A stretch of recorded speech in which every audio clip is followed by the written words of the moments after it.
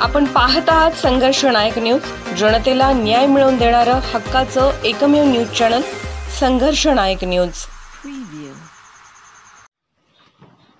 सांगलीत युवकाचा दगडाने ठेचून खून। सांगली येथे राजूनगर मंगळवार बाजार जवळील मशिदीसमोर मयुरेश यशवंत चव्हाण वय 30 राहणार भेंडवडे, तालुका हातकणंगले, जिल्हा कोल्हापूर या युवकाचा दगडाने ठेचून खून करण्यात आला असल्याची माहिती पोलिसांनी दिली। संजयनगर पोलीस घटनास्थळी दाखल झालेत। खुनाचा तपास संजयनगर पोलीस करत आहेत। आरोपीला पकडण्यासाठी इतर ठिकाणी पथके तैनात करण्यात आली आहेत। घटनास्थळी उपपोलीस अधीक्षक प्रणिल गिल्डा, संजयनगर पोलीस ठाण्याचे पोलीस निरीक्षक बयाजी कुरळे, पोलीस निरीक्षक सतीश शिंदे यांनी पाहणी केली। अधिक तपास संजयनगर पोलीस करत आहेत।